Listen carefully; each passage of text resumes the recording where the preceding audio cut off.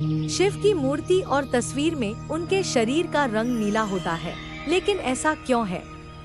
आइए हम बताते हैं कि शिव जी के इस नीले शरीर के पीछे क्या कहानी है। लोगों के दुख दूर करने वाले शंकर भगवान ने कई बार धरती का विनाश होने से बचाया है। जैसे कि आपको पहले भी बताया गया है कि भगवान शिव के कई हैं, जिसमें से उन्हें नीलकंठ के नाम से भी पुकारा जाता है। पौराणिक कथा के अनुसार देवता और राक्षस अमृत की खोज में निकल पड़े और इसके लिए उन्हें समुद्र मंथन करना था। यह मंथन हुआ क्षीर सागर में, जिसे दूध का सागर कहा जाता था। इसमें से 14 रत्न निकले, 7 विष भी निकला। ये विष इतना खतरनाक था कि इससे समस्त संसार खत्म हो जाता। यह जानकर देवता और राक्षस महादेव के पास पहुँचे और इसका हल निकालते हुए भगवान विष का यह पूरा घड़ा पी गए।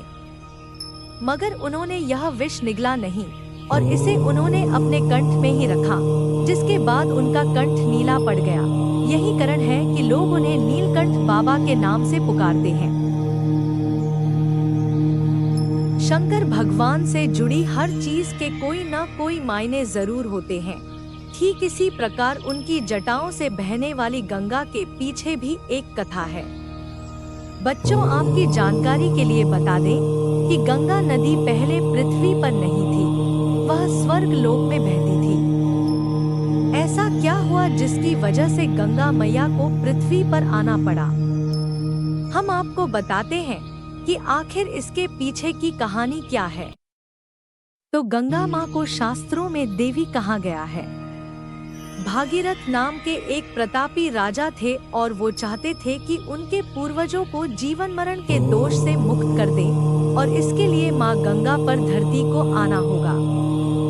उन्होंने अपनी इस इच्छा को पूरा करने के लिए माँ गंगा की तपस्या की और वो उनकी तपस्या से प्रसन्न भी हो गई थी, लेकिन उन्होंने बताया कि यदि वो स्वर्ग से पृथ्वी पर आएंगी तो पृथ्वी उनके प्रवाह को बर्दाश्त नहीं कर पाएगी।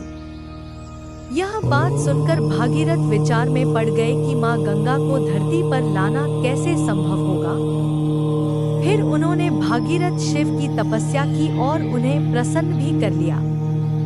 भगवान शिव ने उनसे वरदान मांगने को कहा तो भागीरथ ने भगवान से माँ गंगा के पृथ्वी पर आने की इच्छा जताई और अपने मन की सारी बात उनके सामने व्यक्त की।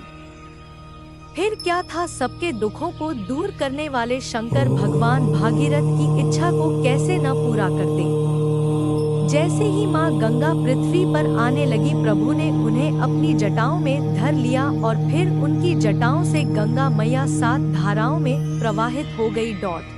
बच्चों, अब आप जान गए होंगे कि भगवान की जटाओं से धारा क्यों बहती है।